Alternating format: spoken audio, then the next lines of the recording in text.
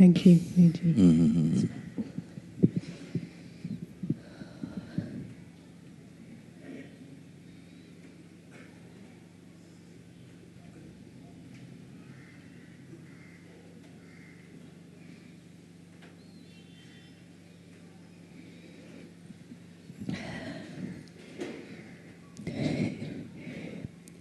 It's not conquerable, this seeing. It's not Conquerable. Not conquerable. And it doesn't need experience as confirmation. It doesn't need experience to be smooth. It doesn't need experience to be Smooth. smooth. Or space or anything. Yeah, yeah. I want to share something because yesterday I felt nailed against a wall because you told my story, and it's a common story. Last year in Tiru, there was such a stripping away of everything, and I felt like I was just standing in front of God, like a child. Mm. And just as that was happening, and then relationship came, and somehow it seemed that as I went into relationship, that there was suffering and duality, and everything got messy. Mm. And yesterday when you told the story, I have felt that attachment like burn, just full power, that my love. And it was like, come then, come, like kill me, I don't care, just come. And it was so clear, it's like it can be full power and this is not conquerable. Mm. And then in the evening, my partner phoned and said, it's over, that's it, it's done. Mm-hmm. And this is not conquerable.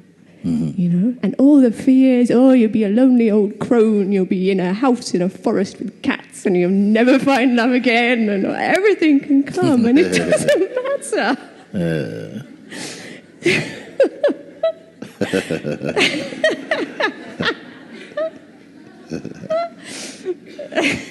Even no cats also. Even no cats. Even the cats don't love me.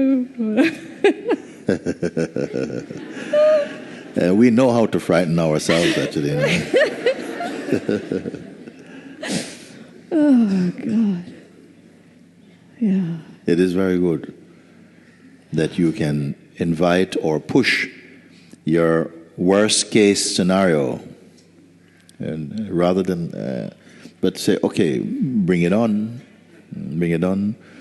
but I'm only observe what is happening.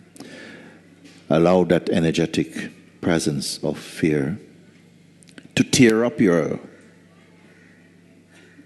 idea of who you are, your dreams, everything. Yeah, in the shredder. But something is not, something is here, isn't it? And sometimes we say, I don't need experience. But sometimes experience is a very good way of actually, because that contrast is necessary. Sometimes you are in it, your body may be very, very sick. And perhaps the intensity of the pain enables you to recognize you're not the body.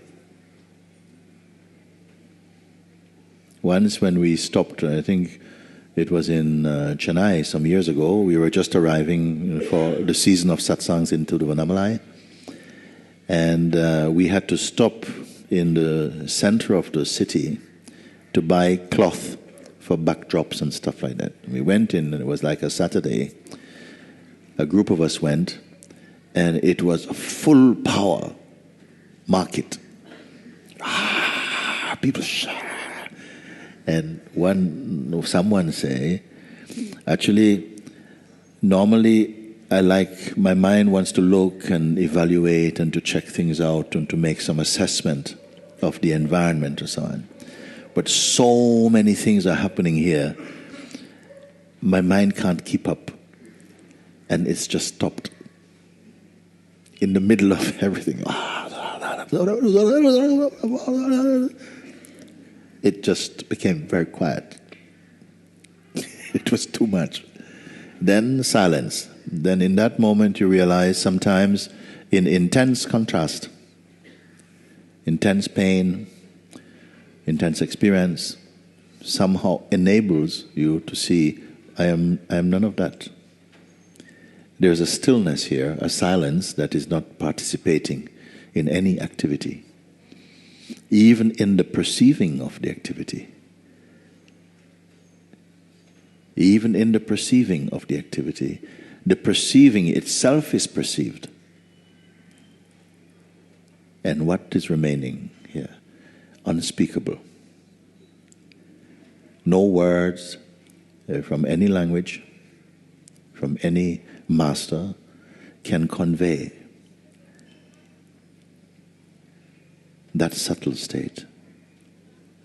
It simply is. And it is the ground of all sentient perception. It is the ground. All things emanate and play in front of that, and again dissolve in the presence of that, but that remains untouched. As you listen, perhaps you're able to follow, not just with your head, but in some intuitive sense, something scans internally and can confirm, but yes, it is like that. It is like that. What remains now? Sometimes fear comes, because in that there is no story. There is no story, there's no person, there's no drama. There's nothing. There's no karma also. There's no time. There's no change.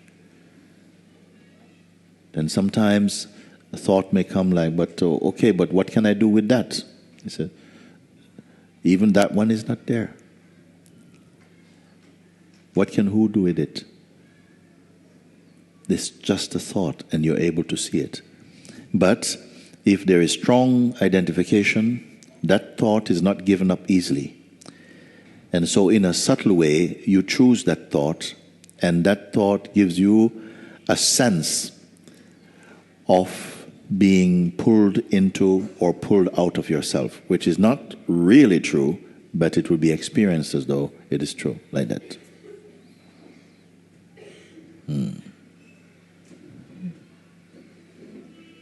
Now you found out something came. Your partner has called from way overseas to say, listen, darling, it's over. Like, you mean you don't even give me the courtesy of meeting me face to face to tell me that by phone? Maybe they may even tell a friend of yours to tell you.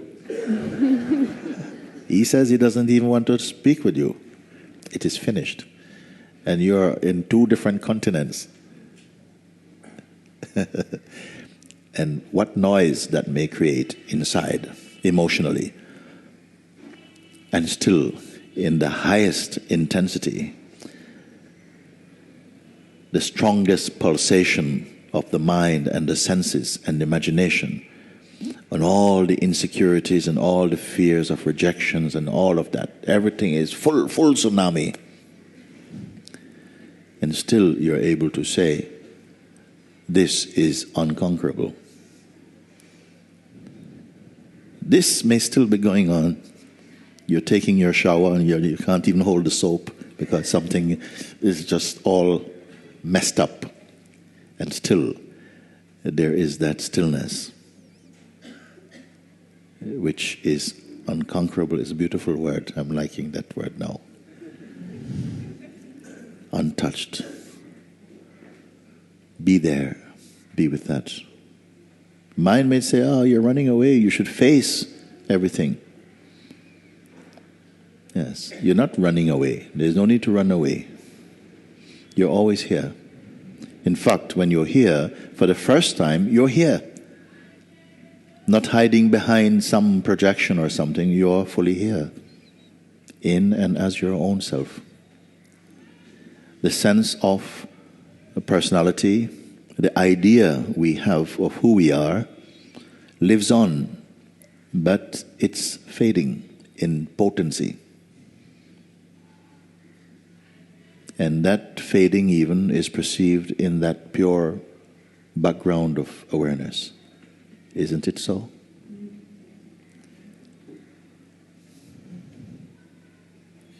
Thank you, Mooji. Very good. Very good. One girl, she came to the house and she says,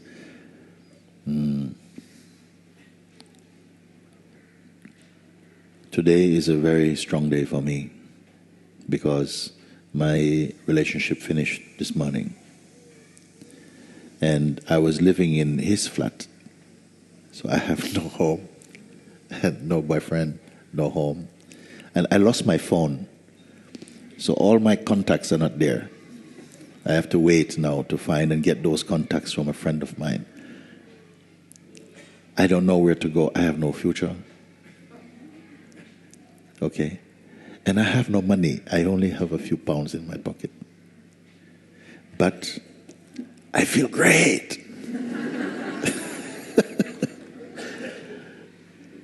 In spite of these feelings there, something feels stripped and bare, but somewhere in the center of all of that, there is a seeing, there's a space that is so pure. And it is somehow allowed to be seen for the first time. Because when you are mixed and your attention is in some kind of fragmentation, you are juggling so many things, you're not aware of this pristine space of being. In such moments, don't add anything further. Sit down and allow your own being, your own beingness to just marinate in itself.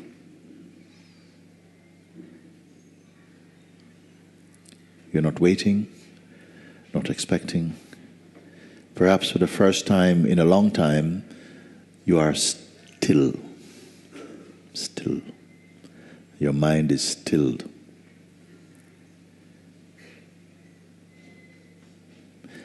It is a door through which you are being introduced to your inmost self.